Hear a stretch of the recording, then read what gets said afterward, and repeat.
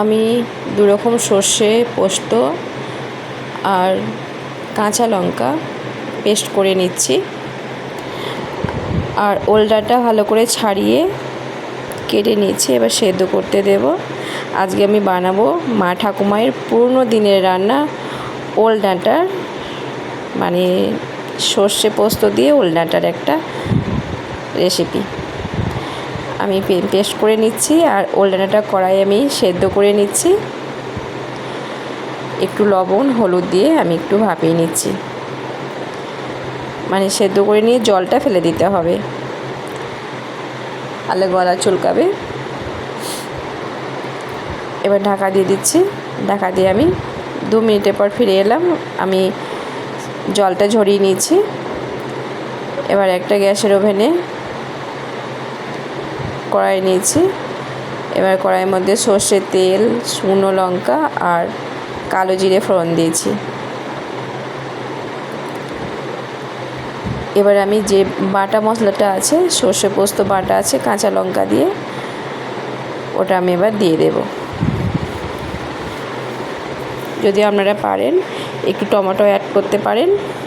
আমি লাস্টে নামাবার সময় একটু লেবুর রস দেব, তাহলে গলা চুলকাবে না। আর যাদের খাওয়া অভ্যাস আছে তাতে চুলকাবে না গলা। এটা কিন্তু খাওয়া খুব ভালো।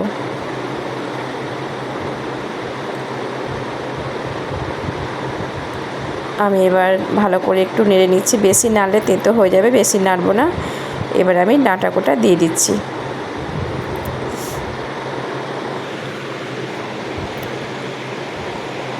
এবার আর একটু কষা কষা করে নিতে হবে, যাতে যখন একদম ভালো করে কষা হয়ে যাবে, তেল ছেড়ে আসবে, তখন একটু সামান্য জল দিতে হবে।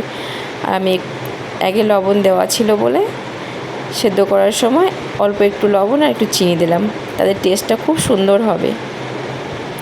এটা চটজলদি রান্না হয়ে যাবে, কিন্তু খেতে খুব ভাল লাগবে ভীষণ। দুপুরে গরম গরম ভাতে জমে যাবে জাস্ট। আমি একটু সামান্য জল দিয়ে দিয়েছি। এবার নেড়ে নিয়েছি ভালো করে।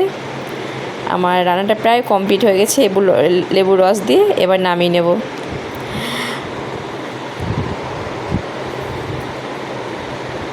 আমার রান্নাটা কমপ্লিট হয়ে গেছে, এবার আমি নামিয়ে নিচ্ছি। আগেকার মতো আমার ওল ডাঁটার রেসিপি